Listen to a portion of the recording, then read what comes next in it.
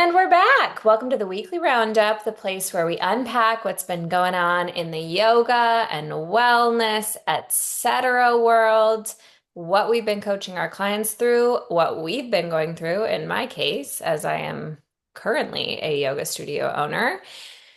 And I'm Bridget, and I'm here with my fellow coaches, Carol and Josh.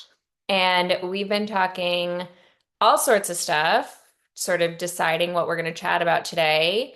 The main thing we were talking about was martinis. So let us know if you have any questions, especially me and Carol. Sounds like we could answer a lot of questions that you have re martinis. Um, but one of the things we were chatting about before we went live here is the importance of a lead teacher. I was chatting with a yoga studio owner friend of my, or no, sorry, a yoga teacher friend of mine. She does not own a studio, and she's been bopping around teaching at a couple studios in the town she lives in. It's on the coast of California. And she is having a lot of resistance to teaching in this one particular studio near her house. And she really likes the studio owner, but the studio owner has all these rules. And I kind of said to her, I was like, oh, I am kind of one of those studio owners who has a lot of rules. Can you tell me more about what the friction is? And so I kind of told her a little bit about like why the rules are important, whatever. And then she was telling me about how this studio owner has all these rules and some of them seem really arbitrary. So that's one issue. They seem arbitrary. And actually, my friend was saying they just really don't make sense to her in the context of the studio they're teaching in. And then secondarily, one of the issues she's dealing with, or that my friend sees here, is when she participates as a client at the studio, she's not getting a 10 out of 10 experience. She's feeling like the teachers are actually kind of struggling because of these rules. They're new, they're green, they're not getting feedback from the studio owner as much as she thinks they should be. Anyway, all that to say, it reminded me of how lucky I am, or how smart I am, depending on how you look at it, to have a lead teacher. And before I had my lead teacher, I was the lead teacher. And before I was the lead teacher, I had no lead teacher. And it was sort of a mess in a lot of ways. So, anyway, I will zip it. I want to hear from my fellow co-host here. What's the deal with lead teachers? Tell me everything you think about them. I Carol. mean, I think it's so important. This is your product. And so somebody needs to have the pulse on the product. And whether it's you, the owner, or if you can outline something that makes sense for, I'm kind of thinking back to our studio because I had a co-owner and we were able to take many classes. I mean, it was like doubling the amount of classes that we could take essentially to make sure we had our finger on the pulse. And we started really, really small. I mean, in the beginning, just the two of us were teaching, and then we like slowly hired two more people, but we were so careful about making sure they were the right fit.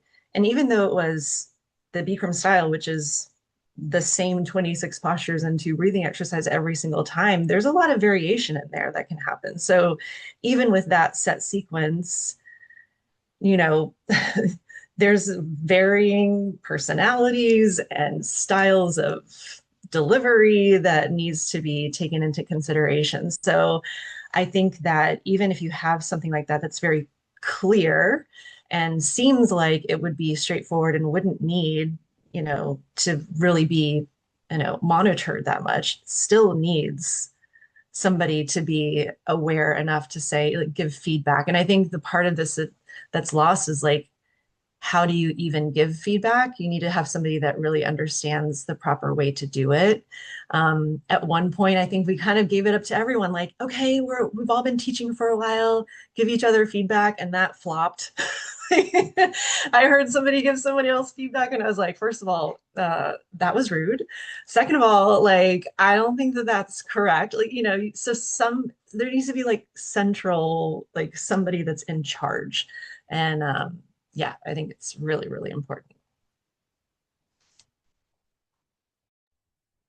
Just taking notes as we go. I'm just thinking like it's the same as everything else, but I think you nailed it, Carol. Like product development, it's your core product. The two conversations in the wellness world that I think are unique versus a lot of other businesses, but like, even other service businesses, if you're an HVAC company, the product isn't defined by you. The product is defined by the project itself, by the budget, by the size of the project, by what's available in your country, by your building code, by how fancy you want to make it. Like you're working within someone else's parameters. Uh, but there's infinite variables. You can make the whole thing automated. You can have square tubing or round tubing. You can do a roof unit or an inside. Like you can decide all of these things, and an HVAC company would commonly have a way that they like to do it and get to invent that, or every project gets quoted differently, etc. Versus a service like yoga classes or physical therapy or whatever else. There's just like the way that it's done often. And the reason that matters is just the nature of the product isn't something that we tend to develop. Like when you first are a yoga teacher, you just teach what you were taught to teach, and you barely really think about like how do I make my class good, compelling, people come back to it, I actually help people, et cetera, et cetera, et cetera. And then I mean outside of the ego part of I want my classes full.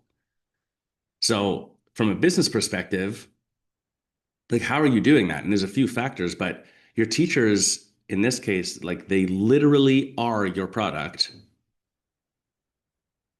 Back to Bridget, your original point, that means, yeah, there have to be some guidelines and call it rules or whatever in place because otherwise everyone just does whatever they want.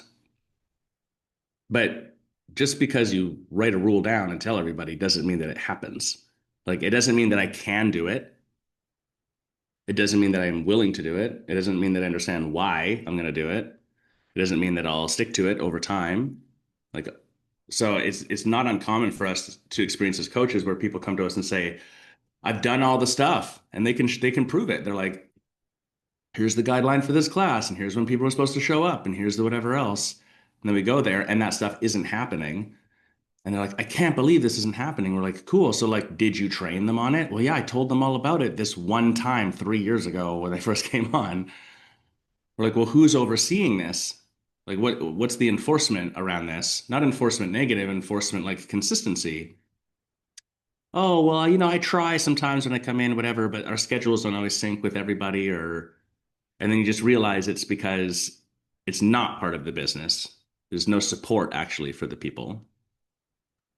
So if you want your product to be good, then you would have to develop it. Someone has to do that.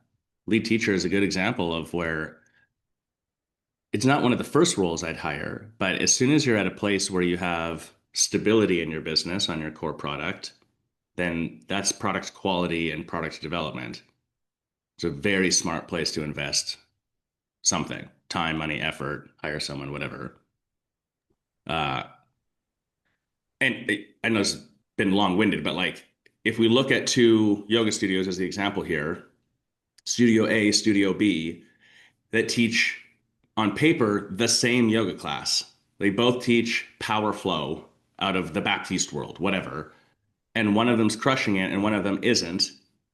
It's not the only factor, but it's really common for us to experience. We go in and we're like, it's not the same product. Over here, it's like the class is fun, it's hard hitting, we're super engaged, whatever else. Over here, they're like saying the same principles, but not actually doing any of the things. And the difference is the business suffers. Yeah. I wanted to underline something Carol said. which is when you were saying, Carol, how at one point you just were like, okay, well, if you're an experienced teacher, let's just give each other feedback. And it's like, and it's such an important thing that I wanted to say in this conversation about lead teachers because it is not just you hiring the teacher that is the best or the teacher that has the fullest classes. That person might be actually really bad at the lead teacher role. It's not about who is the best at teaching necessarily. Obviously, your lead teacher should teach your class like very well to a T. But but what they also need to be is someone who, like you said, Carol, is good at giving feedback. And that is a skill that you can learn. And also some people just never will be good at it. And not just giving feedback, you need to be able to analyze something. You need to be able to see something and like you need it takes skill to know why a teacher isn't nailing a class, you know? Like it takes skill to be like, this is why this doesn't feel great in a class. And that is something that you need in this role. And when I hired my lead teacher, she was not the most popular teacher at my studio, but she was so smart and she was so good at dealing with people. She was a natural leader. She was also very emotionally grounded, which is an incredibly important. Anyone you're putting in any sort of leadership has to be emotionally grounded. I feel like we could make that a whole episode of this podcast because we deal with this issue once a week, probably each of us. And yeah, so I just wanted to underline that, Josh. Yeah, well said and absolutely true. It's interesting something that you were saying, Bridget, just there's these assumptions that happen in the wellness service industry where it's like, oh, well, you've been doing this for a while, therefore you must be good at it, therefore you must be good at making somebody else good at it. Those are not true crossovers. They're not untrue. Like, if you've been doing this for a long time and you have lots of experience, you kind of should be good at it, but not necessarily.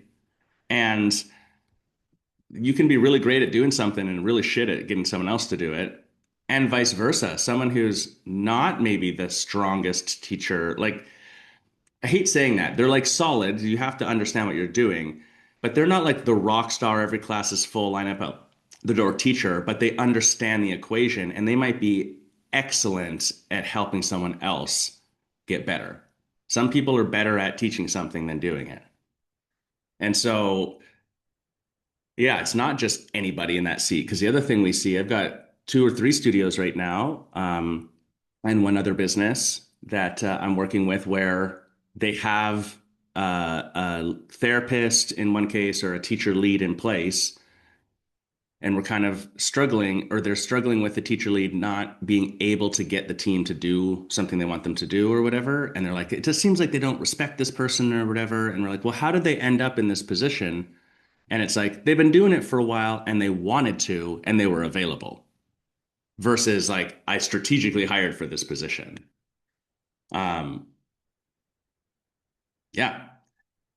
The other piece I would add is just, and you sort of said this in a roundabout way, Bridget, like what are you optimizing for? I think early on in feedback, I definitely did this. Like the first studio I managed, I definitely did this. But you have feedback on a class. But the feedback was completely based off of just how my experience was that day and my opinion on what the class should be, not on what like some strategic outcome for them, the person getting the feedback, or to try to accomplish something specific. And so I was kind of shit at giving feedback then. Um, the story I can tell is like we had a teacher once who taught this really kind of monotone class. I've told this story before, like monotone, every class is exactly the same. I thought the class is boring. The class was fine, but I'm like, this is a boring class and nothing's happening. You're not engaging people in these other ways, and you make the same joke at this moment, like just that sort of stuff. That class and her retention numbers were the best in the studio for 3 quarters straight. Like beat me, beat Jenna, beat everyone. I was like, what the fuck is happening? Like, I don't understand. And so it made me realize that we had to be specific on what we were optimizing for. Maybe the class was monotone, but in the mix of the other 20 teachers, it was like it was just a solid, consistent class. It was actually serving a bigger purpose in the larger mix of things. And so rather than harping on that, it was like refocusing some of the feedback towards something else that was more in line with that person and what they were capable of and was going to be actually beneficial for them. But if I hadn't looked at the numbers, I'd have been like, that's our worst teacher. It's our least capable teacher, you know? Wrong.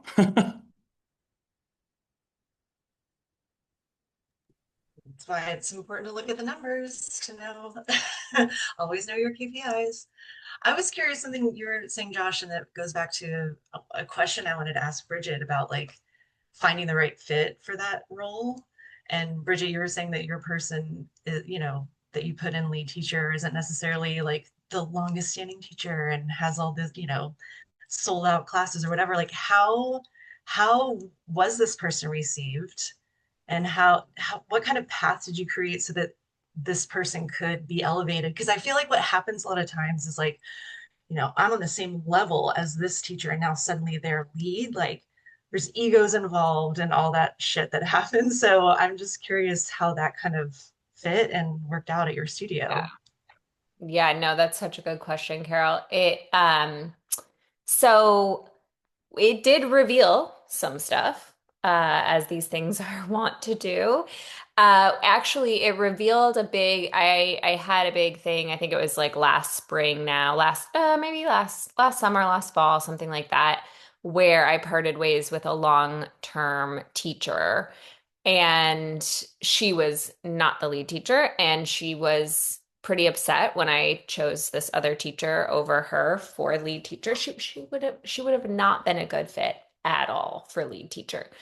Um, and so one of the things that we kept bumping up against, it was definitely one of those times when definitely like a do as I say, not as I do moment for me as a studio owner and a coach, because I knew something not right was going on. And it was that I was basically telling the lead teacher to leave this other teacher alone. Like, don't, just don't. I couldn't deal with it. I just moved to Scotland. I was just like, just leave her alone. Don't talk to her. Like, just don't have anything to do with each other. And that is not in line with my values as a studio owner, but it was a choice that I made anyway. But it was one of the contributing things that led to our eventual rupture, between me and this other teacher. Ultimately, I am pretty sure everybody else took it pretty well.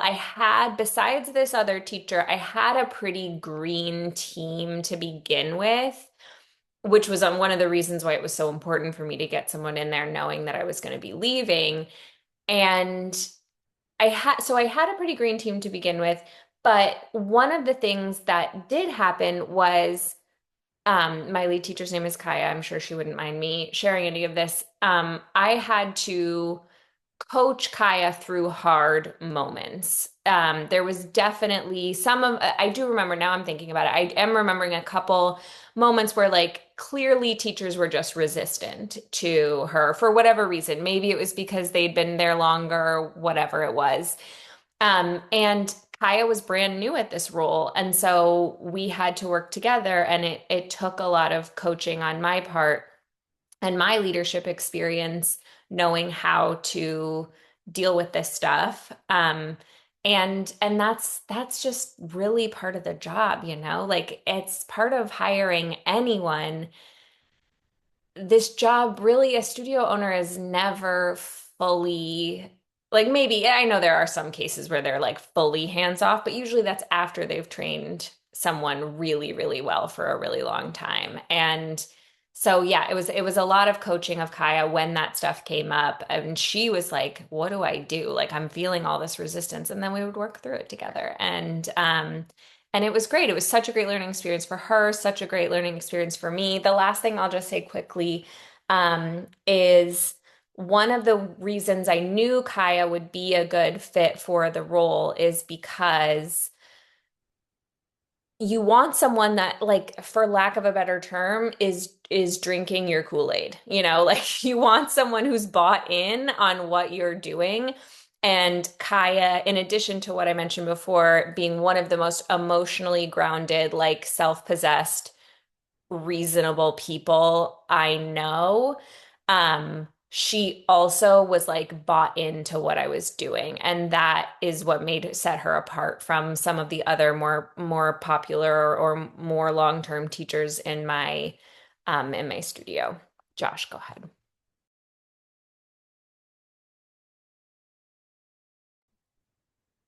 I love that last point. We always talk about, you know, when in doubt, the hiring guiding principles, there's only three factors. Do we share the same core values, vision, mission for the business? Like, are we on the same page for what this is and what we're trying to do? Are you a culture fit? We used to say back in the day, like, do I like you? But really, it's like, can you fit in with this team? We don't have to be besties, but if it's just going to be you're in conflict with me or everybody in the team, like, it just doesn't work. And then, are you trainable? That's it. What your resume says and what you can do right now, that's like bonus on top of that. You could have no experience in the thing, but still be the right fit in some cases, you know, depending on, which level of business we're talking about. But um, a couple things came up. I was taking notes as you were talking, Bridget, that like anyone who steps into a leader role, this is different than manager. And I think it's important to separate. It took me a few years in business having a larger team to really sort of understand this differentiation. And I think the lesson that I had to learn was that I was treating a manager like a leader and a leader like a manager. And those are separate roles because they're separate skill sets and they're separate things to develop. And so managing is like you're managing and keeping the operations of the machine going, including holding people accountable to the standards and policies and whatever else. And there is, a human element and communication element that is required in that, but it's not really your job to develop something, including the people. You're the maintenance, you're the keep it all going, managing. Leadership is when you're actually developing something. So you're coming up with a strategy, you're building out the thing, or in the case here of like a lead teacher, hence the word lead, you're leading the teachers, you're helping develop them in growth, in theory. And so that is a unique, different skill. And to your point, Bridget, you might have the proclivity to be good at that, but you're going to need to get trained on how to do that because I think the thing that gets just like looked over too quickly or like jumped over or whatever is we often talk about a leader from the angle of does the team follow this person and do they like it? And there's a lot of tension and drama in the like Bridget and I were peers, and now Bridget thinks she's above me because she's the leader. And you're like, well, she is above you, and she is the leader. So that's true. Watch your tone. But like, rather than look at that, I would look at the person you've hired. Can they embody that position? Like, if you're going to lead the team, you also have to embody the fact that you are the leader of the team. You have to own that. One weird thing that happens, especially on there's a Pilates studio recently I was looking at, and this was so clearly the case right out of the gate. 5 seconds in the conversation, we could tell this was happening, where they had their lead teacher, their teacher manager, whatever they had called the title, and the owners, there's two of them, were in kind of constant conflict. And what became very apparent was that this lead teacher manager person had taken the position of, I'm the representative of the teaching team, and I need to sort of like help their voices be heard to the leaders, and I need to influence leadership around. So it was like this, they were this little group talking all the time and like, well, the teachers think this and I want that and whatever else. And then taking that to leadership instead of leadership being like, okay, teacher lead, here's the plan for what we're doing. Help trickle this down and train our team and hold them accountable to it. Yeah, union rep situation we just had in the chats.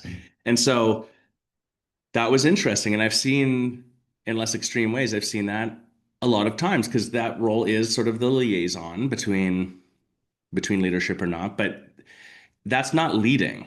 Like that's actually empowering the wrong thing sometimes when we talk about it from a product development standpoint. So yeah, you have to, like a leader has to step up and embody that role. The other note I took was the other thing I've learned that it really pissed me off in a few scenarios, especially in the more like corporate laddery setting, it's very common that Bridget's been working in the business for a long time and clearly would be the next person in line to become the manager of the department or blah, blah, blah, blah, blah. And then they hire someone from outside. And everyone's like, why did you do that? Why did we hire this person I've never seen before who's never been part of the business to be above Bridget, who's been here for 20 years? But it's because if Bridget moves up, there's all the baggage of the 20 years of the rest of the team. Like Bridget would have to be like, cool, we're not peers anymore. I have to hold you accountable in this way. Like that's a special person who can make that jump versus someone fresh coming in, they don't have that. And so it's not a skill question. And it's not a do I like the internal person or not. It's I need this to be clean and someone coming in who's just clean and emotionally balanced and can hold the line because that's what this role needs. That happens in the lead teacher thing sometimes too. Um, yeah. Yeah, it's so true Tangent. about the holding, like someone who has to be able to embody that leader role because I'm sitting here thinking about like if there's anyone else on my team really right now that could do it. And I have so many amazing teachers on my team, but nobody really quite yet with the confidence that you need to be a leader. And that was one thing right away I knew about Kaya that she did have is just there, yeah, like even my manager, who I absolutely love, she's so good in her role. She would not quite be ready to have that role because she's not quite confident enough in herself, like in that way. So yeah, I think that's another great just practical tip to look out for. You said it twice now. It's like the the EQ of the person. No one's going to be perfect, but any leader role, you are going to run into potential confrontation because people are going to people and feedback being part of our conversation. You give someone feedback and like it stings sometimes. I've received feedback that really stings, but my ability to be professional and mature enough to self-reflect and be like, man, I do not like this feedback. It hurts, but also that isn't that interesting. Like if it stings this much that someone says whatever, whatever about your yoga class, that in itself is something to observe. Like what an interesting, whether the feedback's correct or not, like definitely something to look at. But the point being, the person giving the feedback has to be prepared and be able to communicate and keep themselves grounded, where it's not like, I can see that your nervous system is pissed off. So now my nervous system is pissed off that your nervous system is pissed off. And then your nervous system is pissed off that mine got pissed off at you being pissed off. And now we're like, I'm just the lead teacher. We're not married, dude. That's what happens in yoga studios. Yeah. Anyways, little bit of a tangent takes us in another direction here, but sort of maybe to the some of the other things we had on the docket for today. in all of this, I think in any level of management, including like as an owner too, we're in an era of, I'm going to use the word softness because I can't come up with a better one. That's not exactly perfect, but softness in the idea of making accommodations for people. And I was thinking about this. My dad's back down here, and we talk about this because he's a perfect example of like worked in super blue collar welding, steel, fabricating, mining, whatever industries. The boss says do this, and you're like, you just hate your boss, and your boss says, I don't give a shit, do it anyways, and you do it and you get paid, and that's like, then you go home, and that's the end of the story. And so, it represents the kind of old school, very ultimatum based, very like just do it because it's your job mentality of things with no accommodations for stuff. Um, that's not right. But what's happened now, especially in the service industry scenario, is we're accommodating for, or like when it goes sideways, it's not about making accommodations in general, but it's when we're accommodating purely for attitude and opinion. That's where I see it go sideways. Where then it's good to hear feedback and to have insight from your team and to consider their viewpoint of things so you can come up with strategy and enhance what's going on in your business. But if I say to Carol in my Pilates studio, hey, be here 15 minutes before, and when someone comes in, like stand up and don't be on your phone, and you're like, well, my knees get sore if I stand for too long, but I don't have any physical whatever. I just basically don't like it. And, my phone is important to me. You know what? Okay, for you, Carol, you can sit down and use your phone. Like that accommodation doesn't make sense and it implodes everything else across the team versus accommodating for actually someone needs an accommodation, you know? You hire someone and they need to have a ramp to get into your space, put a fucking ramp in. Like that's not even a question. Great. Um, I like the term for this safetyism. It was coined by Jonathan Haidt and Greg Lukianov. And I just pulled up um, a really good definition. A culture or ideology that treats safety as a sacred absolute value,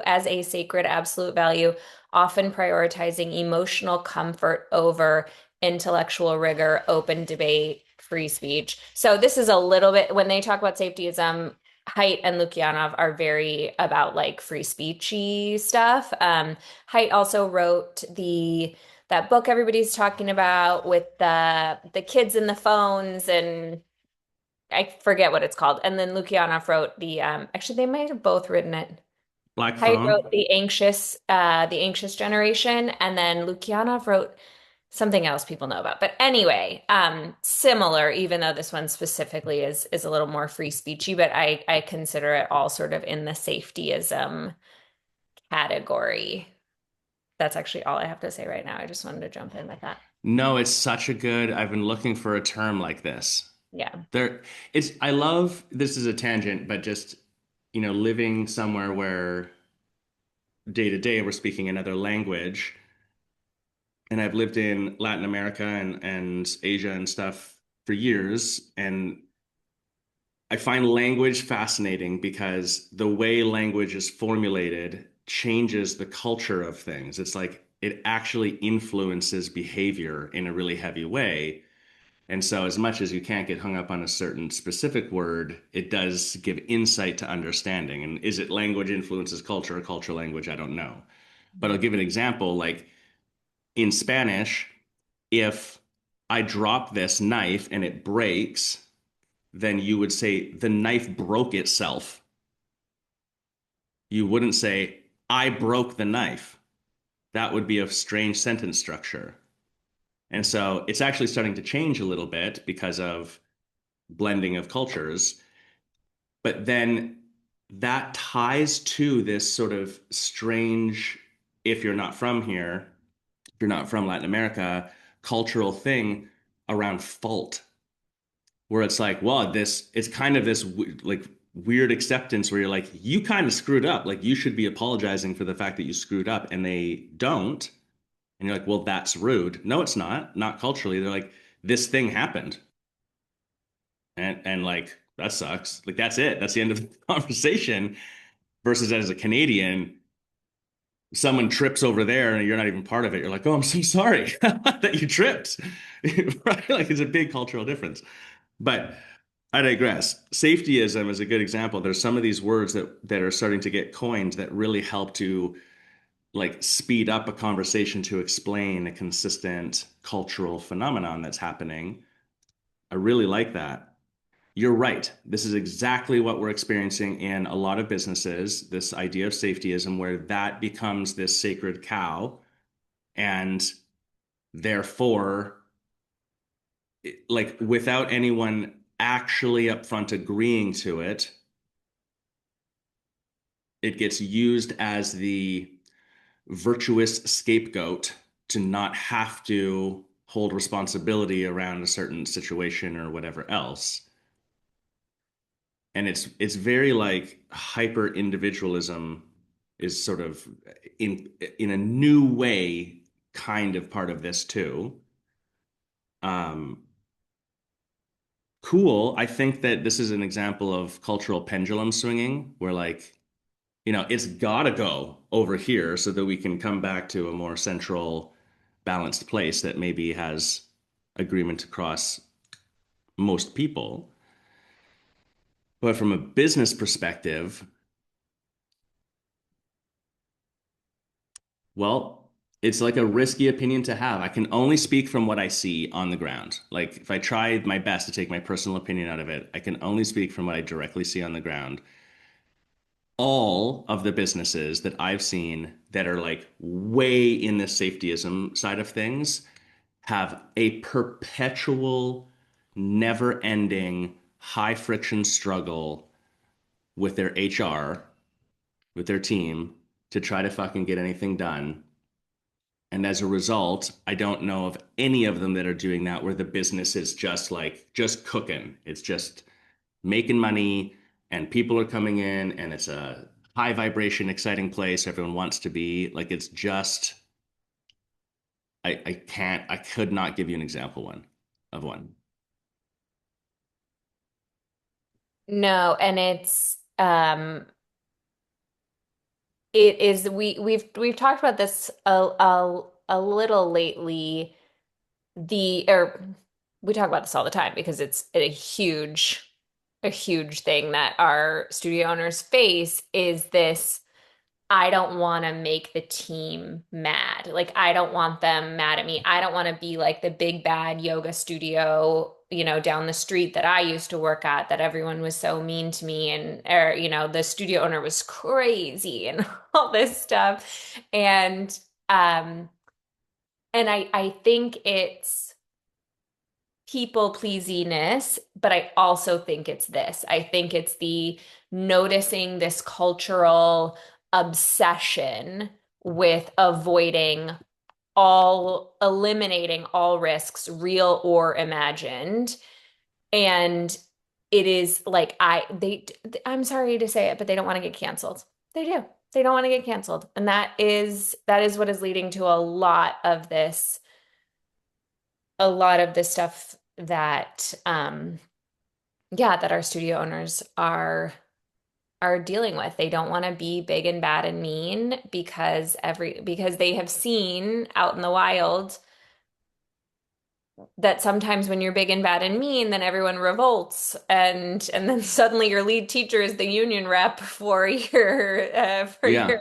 teachers, and then now you're bad and you're in trouble, and yeah, I have more thoughts, but I'll stop there.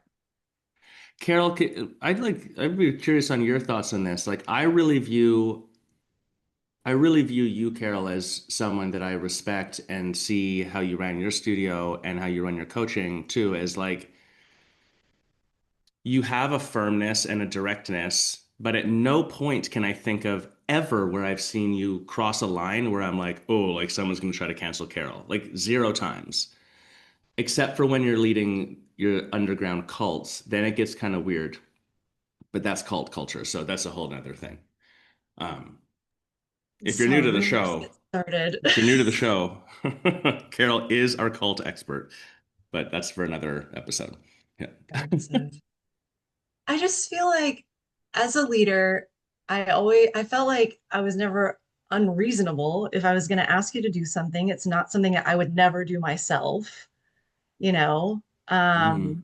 And I feel like I oftentimes put myself in their shoes and thought like, does this seem reasonable? And if I don't know. I think that's where it was like, I never had a hard time saying this is the expectation because I've already thought through both sides of the situation, and I felt really confident in those decisions so I could stay firm with it. And so this is where I'm a little Yeah. bit of the Gen X side where it is kind of like do what I say because that's what I said to do. Like that is definitely my like I lean more towards that side because of how when I was raised and everything. But I also feel like, and I think my personality lent itself to be like, if you have a problem, come to me and I will be reasonable with you and we can talk it through. But I also never, I was the, in our co-leading personalities, I was the one that was going to be firm. And my Mm. business partner was the one like, well, this is what I want to tell you, but you're so pretty. Like she just wanted to make everyone feel really good. And I'm like, I don't really, that's not me. So it was a nice balance of the two of us, I think, also, which made it a very successful partnership. But I don't know, does that kind of, No, it that's answers the just, question. yeah. I think you're proving the point that it's like this is that why factor piece that we talk about in training too. Like when we train teams on how to train their team, it always starts with why. Where we're like, if you're going to train your team to do something, training them how to do the thing is the least relevant part in the beginning. Because if they're not sold on why we would do it, they will fuck it up or you will get tension down the line. Like it will become a problem. So step one is always my language would be like, you have to sell them on this whole idea. But to what you're saying, Carol, it's like if you've gone through the efforts to really think something through and be like, okay, I'm asking you to do this. It's not unreasonable, i.e., it is within the purview of your job and what this is. So that's fair. And I have reasons for it that I'm like willing to go to bat for. Then most people see that because then it's like whether you like it or not isn't really part of the discussion anymore. There's some outlier extreme situations maybe, but like that's not what we're discussing. We're discussing this is the thing that has to get done, and here's why, and here's how we're going to do it, and I've got your back. And if you need to discuss it or whatever else, no problem, we can do that. But the unapologetic part of it, I think, that gets to come from that level of confidence in your decision to ask someone to do it, that's the part I feel like with owners can be tricky if they haven't gone through the reconciliation for themselves and why am I asking you to do this, then it's hard to be grounded in that place. It makes me think of a note that we had before we jumped on of people pleasers aren't kind, they're afraid. In this like safetyism and making accommodations for people's opinions and feelings at every turn, not that there's no space for it, but just the self audit as a leader is, am I doing this to try to please them and make them feel better and more comfortable, but that's actually my virtuous shield to save myself because I don't want to be uncomfortable. I don't want them to give me the stink eye. I don't want to get canceled. And so now, like, all of these things change and get manipulated in the business.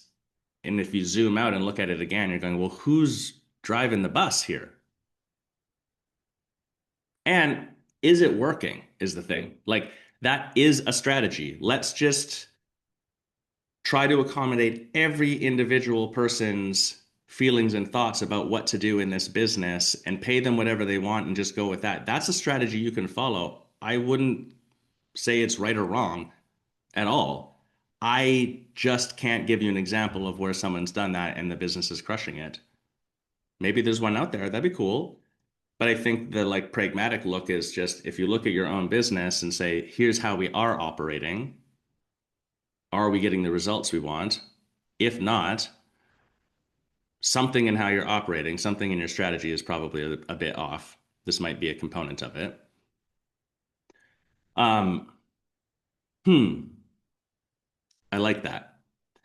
The other thing that we talked about before we jumped on today is like what a superpower it is to be emotionally grounded and let's say mature in a certain way. But as soon as you're in any management and especially leadership, the superpower is communication now. And that's not new.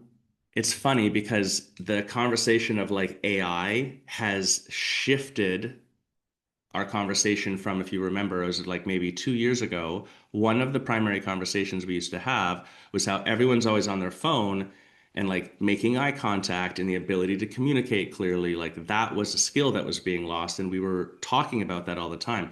We're not talking about that very much now because in its place, AI communication has taken over. And so that's interesting. But the solution in both cases, or like the amplified skill value in both cases, is the same.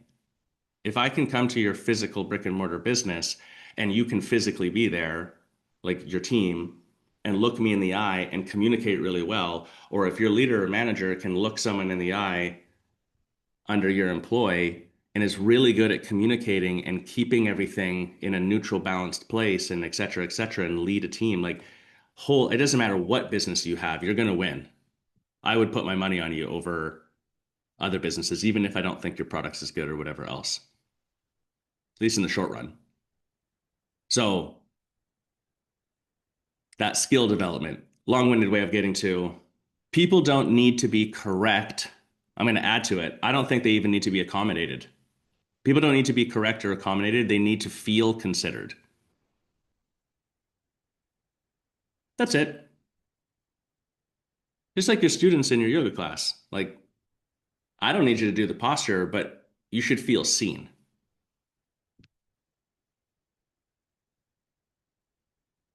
Bridget, how do you make your team feel considered?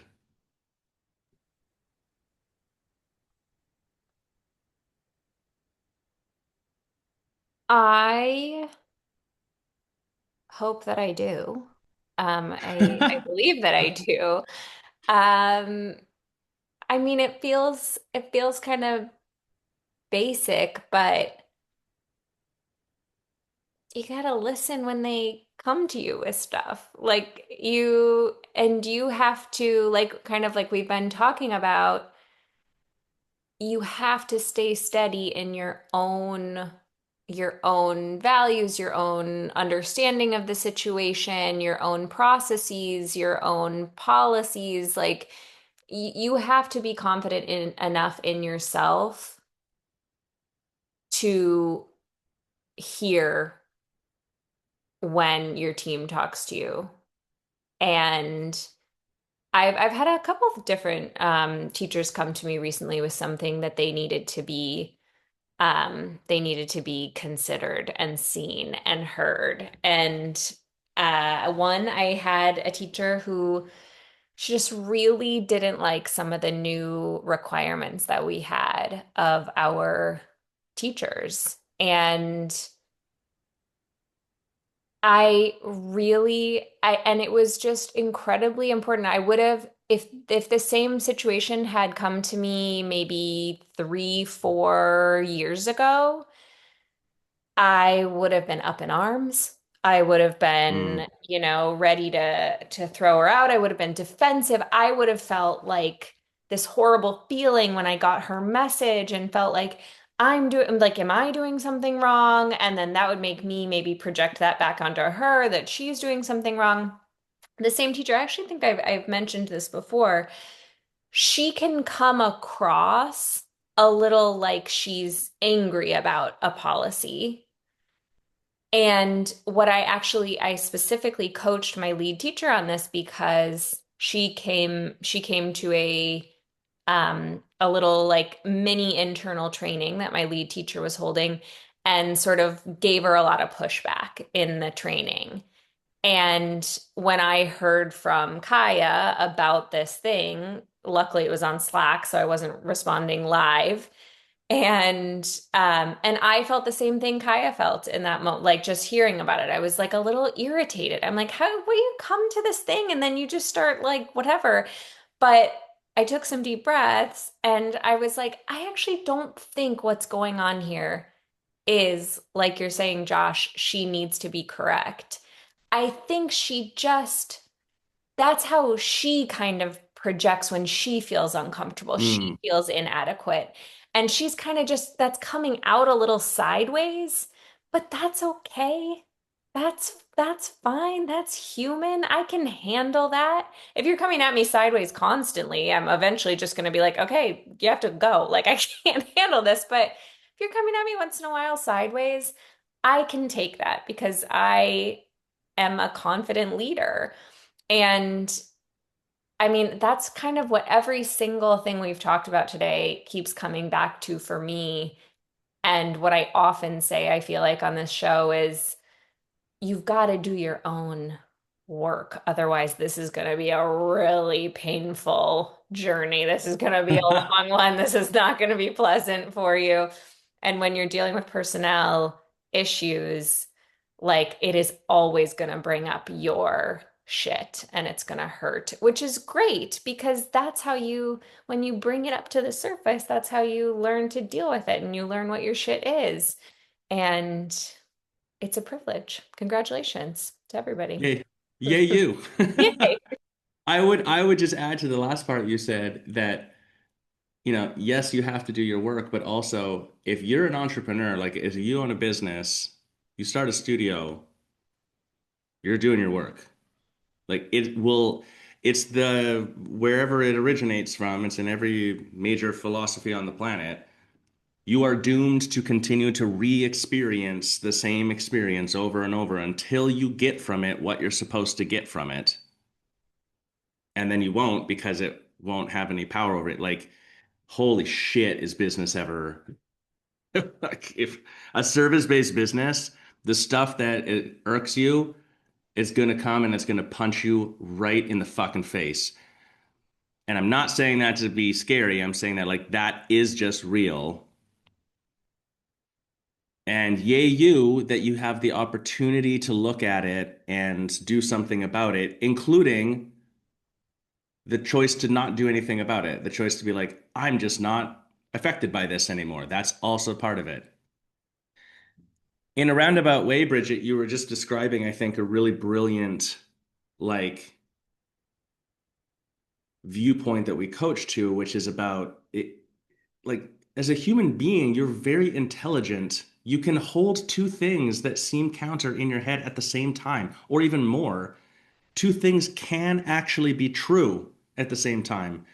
And so it can be true that the way that you're communicating this thing to me, I don't really like it.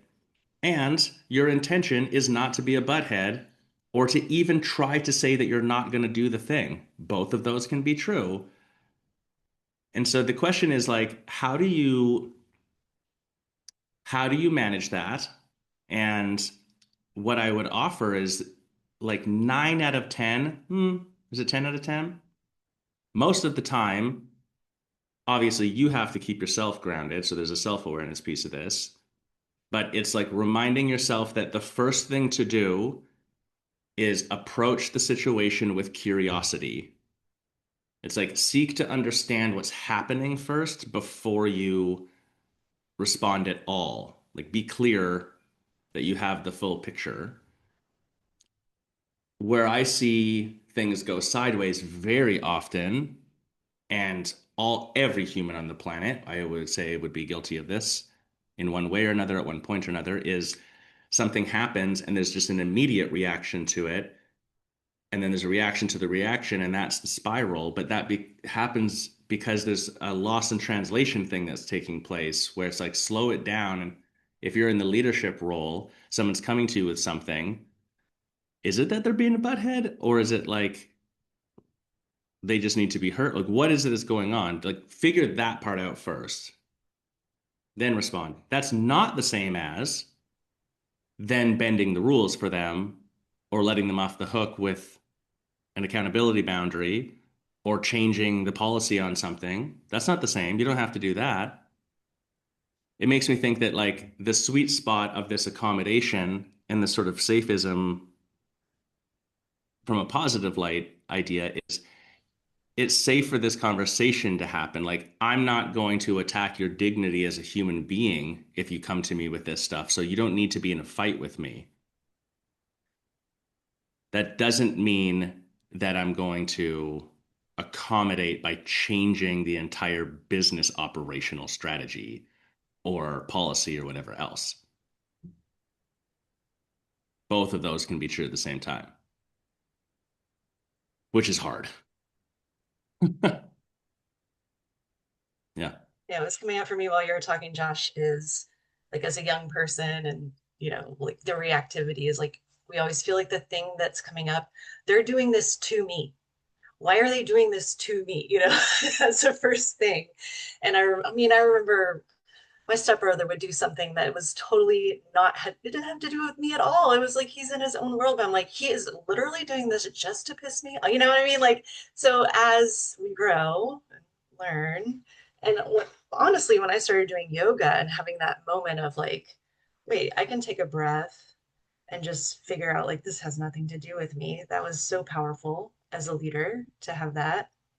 And then I guess what you were saying about being curious about the situation reminded me when you were asking Bridget, like, how do you consider your team?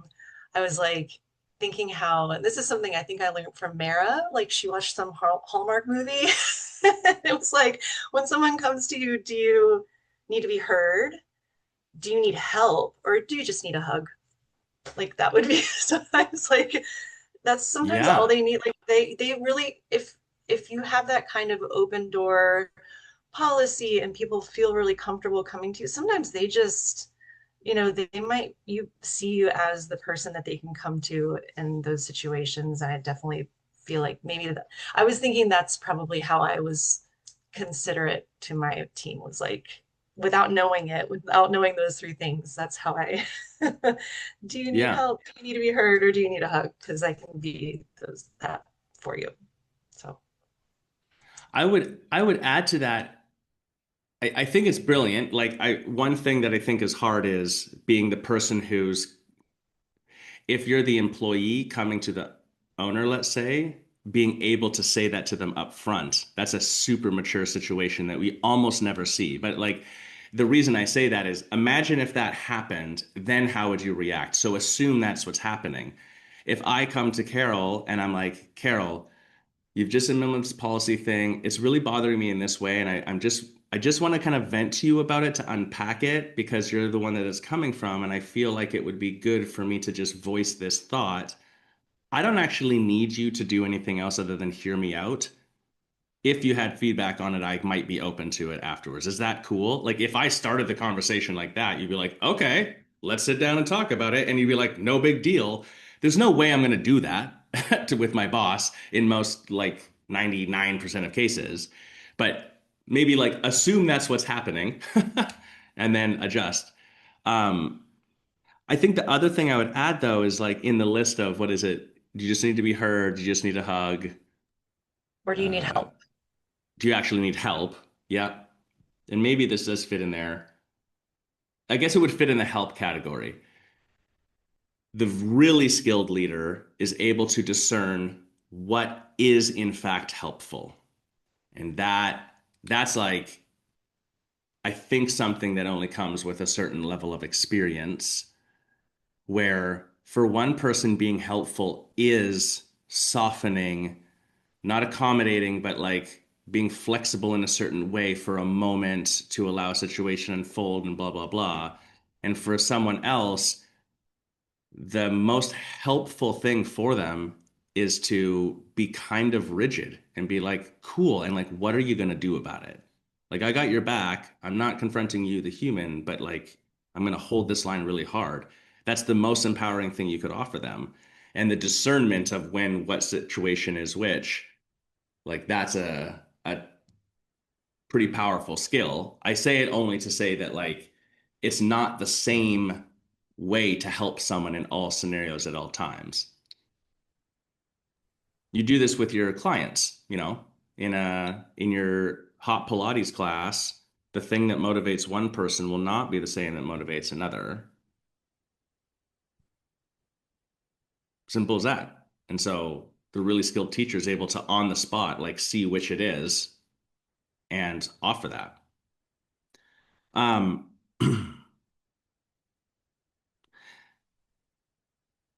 make them feel heard, indicate through actions that they're emotionally safe first.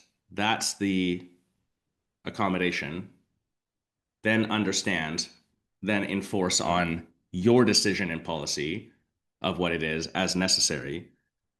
When we talked this through with an owner not that long ago, they said, you know, well, it's like that's going to take so much time. With all of my team, it's going to take so much time to do that. And I've heard that quite a few times over the past years. And I've been trying to figure out what is actually being said because, like, actually pragmatically, time, like an extra 40 seconds, like, if we're not, it's not actually a time thing. So, what's actually being said? My interpretation would be that, like, we're saying it's going to take time, but what we're actually saying is, as a leader, oh, that sounds emotionally hard and emotionally draining to me. And I don't really want to have to do that. Like, and that's where the statement comes out where we're like, can't they just fucking do it because it's their job and I told them to, sort of situation, which is not entirely wrong and actually a good vent to have with your coach or your in our mastermind peer groups. Like, this is one of the things for like, man, does anyone else have the experience where we're like, just fucking do it? And everyone, yep, yep, yep. uh, so good vent, but I think its high energetic output is actually what's being described. The reason I bring that up is just the other experience that I know I've gone through, and when I think about our power owners that are in like our in our top mastermind, for example, what are some of the common threads of that? And one of the common threads is that this sort of stuff doesn't emotionally drain them anymore. Not because they're cold, like they're not like callous. It's although sure they've like got some grit and some toughness, it's that they've like actually risen above this where it's automatic, it's easy for them to do, it doesn't actually cost them anything. If anything, it does, it sounds weird, but it does the reverse, it empowers them. Someone comes to them with a pushback like this, and they're just ready for it. They're ready to make the person feel heard, understand what's going on. They've got the answer and the reason behind what they're doing, and they're willing to, I don't know, stand their ground in a positive way. And the result is generally positive, and then charges them up more. That's a common trait that they have. Yeah, I think they typically have strong systems, strong culture behind them. It is hard when someone comes to you and says essentially what you hear is you're not doing a good job or you're bad, this is bad. And if you are kind of feeling like you maybe aren't doing a good job, that's gonna really fucking sting. If you're just like, yeah, I am kind of not doing a great job on that. Like, that's way Yeah. more. And that is a position I've certainly been in as a leader of a business before. And that is when it's really painful, when you're not 100% sure why you did the thing in the first place, or you felt somewhere inside you that it wasn't a smart idea, and then someone comes at you with that, and it's just like, fuck, like that does hurt. And so I think one of those things that you get to when when you've been doing this a long time and you've had some level of success is like none of this shit that I'm doing is arbitrary. Like all of it has a strong reason behind it. And I will also say that I definitely feel like this now that it does not bother me at all when people come to me and my staff comes to me and needs things from me or has pushback for me. I like it. I find it nice to interact with my staff, and I like when they come to me for stuff. Um, and I And also, even when I do kind of mess up, which I sometimes still do, it's also less troubling now because I've gotten a couple of those wins under my belt, which is what will happen to you, a studio owner listening. If you don't feel like you've got that so far, you will. And then it just feels less dramatic when you do make a mistake. It's just like, yeah, well, that happens. Sorry. Apologies. And then we repair and we move on. Well, and I think that's a hallmark of a good leader, but also in itself leads the team towards that type of attitude too. Like it's not going to go perfect. You're going to screw up, whatever. Yeah. No big deal. Yeah. Let's solve it, let's fix it and move on. That's different than like repeated things. Um, the two things I would point out just off the back of what you're saying, Bridget, is one, I also know some of the owners that are at that level, like two of them in particular, I'm thinking about, we've worked with them off and on for pretty much almost a decade now. And like, we're talking about businesses that are doing mid seven figures and have a large team and are just and still growing and expanding and et cetera, et cetera. And they came from $200,000 a year revenue, did everything themselves, whatever, the same as everybody else. Like they didn't start there. Mm. And those owners, it's like they've had to go through this process of personal development, whether advertently or not. It's just to say that, like, yes, as an individual, they might have a wiring that makes them prepared for this, but these are skills that they developed over time versus like, are you the person who's this leader or not? 'Cause I hear owners at a certain point say stuff like that. Well, yeah, I'm just not the person who, I'm not the charismatic leader that whatever, whatever, and like create some identity around that. That's not true. Like, you will have the ability to not be energetically drained by this stuff. You will find a way to lead your team.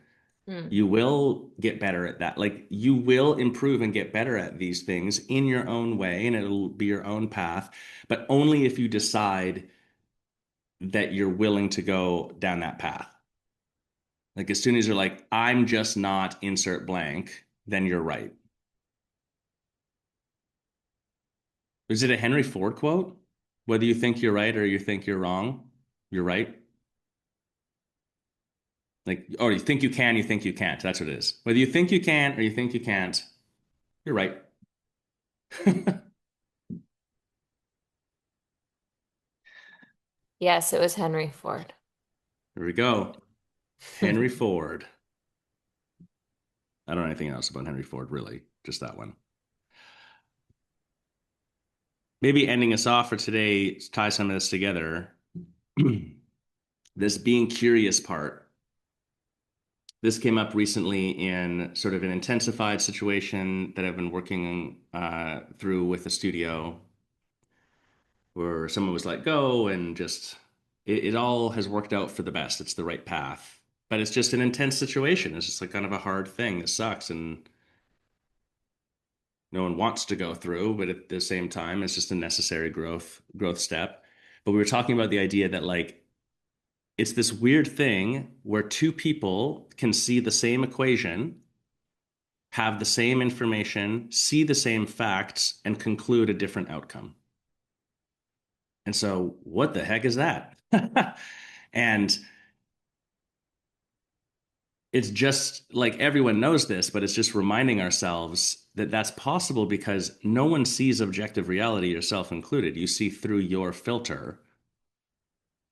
And So with someone under your employ, they're coming to you looking at it from usually actually a very limited view. They don't have the whole picture of your business. They just have their selfish one lane of the picture, which is not negative. It's just the fact of what it is. And they don't even realize that. But then also, they have a series of hidden beliefs and evidence and warrants that help them arrive at their own conclusion, which you don't have.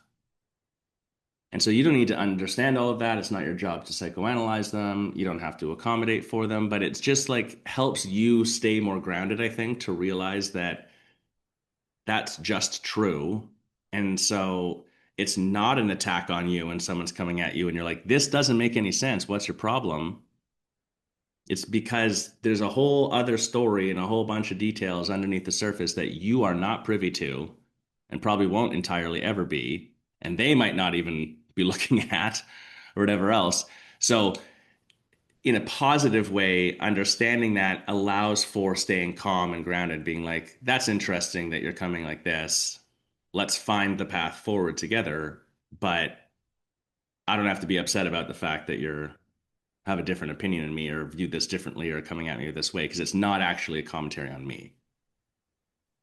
Not to steal the last word, Josh, but this was what I was thinking about sort of through our whole conversation is I find it incredibly helpful when someone is coming at you from anything less than like a grounded, normal adult place to think of them like a 7-year-old. Like that is who is coming at you right now. Like that is their 7-year-old self, and you don't know what their 7-year-old self was going through, but it is for Hmm. sure informing the way that they're speaking to you right now. And who could be mad at a 7-year-old, for being mad at, like, of course, I mean, you guys are parents, you can definitely be mad at a 7-year-old, but truly like from a grounded place, are you ever, when you're calm, you're not really mad at a 7-year-old, like, and I find that just one of the most liberating ways to view all of my relationships. I do it with my husband, my sisters, any of my employees. I'm just like, oh, that's their 7-year-old self coming at me right now, and Mm. I can have compassion for that. Actually, in my opinion, the like who can be mad at a 7-year-old, I think generally speaking, for most people, you're right in that when someone's very young, you can be upset about a situation that has happened or frustrated with a behavior. But if you sit with yourself, at no point at a parent have I ever experienced where I'm like, I'm actually mad at you. Like that's not a thing. Because you just don't. It's just not there. Um, with adults, I've definitely had the thought, like, I do not like that person. This, but that's probably my shit. Uh, but yeah, it is different. It is different with a kid that way. That could be, yeah, I think that can be very helpful. I was just thinking as you were saying it, Bridget, that like part of this, because kids do this, especially older than 7-year-olds. Um, my 10-year-old is doing this a lot right now. It's a big ongoing discussion. It's really freaky for me. And then also my 15-year-old because 15, like they of course know everything about everything. But people people confuse they confuse labels with facts and they confuse summaries with observations has been the discussion. And so as a leader inside your business, I think a thing that happens all the time is someone talks about the label of something as the truth piece, hence the safetyism, where it's like, well, this is a safe environment, and therefore, because of that label, that is the thing, that's the sacred cow that I get to hide behind, sort of thing. That's the shield. Instead of just looking at the facts of like what has just happened or what is happening right now. Um, yeah, and then summaries with observations. This and this and this and this, and therefore, like that's exactly what happened. But that's not the full obs like that's just the summarization of the steps. The observation is yeah, but what actually happened? We talked to this person and they said this, but they were actually meaning that and this, whatever there. In sales, we talk about this a lot, that the best salesperson is the best listener or the most observant, but observing the whole situation, it's not just a summary of like what happened. They walked to the desk. I said, hello. I offered them this thing. They said they were going away. I said, oh no, they left. And then we never talked to them again, ever. You have more information than that, though. Well, what was their body language and their tone? And did they say something to their friend about where they were going? Or when are they going away? Or did they seem nervous about it? Or like what else did you observe? Anyways, I digress. Just there's a lot to unpack in this. Bridget's word of the day: treat them like 7-year-olds. That'd be a good upfront onboarding statement in your business. Welcome to the team, Carol. Here we treat everyone like 7-year-olds. This is how we roll. Well, sometimes when someone's angry at you, they do just need a little snack, and that's. Yeah. Snack and a nap. Do you need a Yeah. little? Have you had any water today? Yep. Yep. I can't remember what it is, but there's an acronym for this where it's like if you're feeling off, you have to go through this Oh, checklist. yeah, yeah, I've heard that. And the acronym basically checks through like, am I hungry? Am Yeah, I tired? Like, just check these things.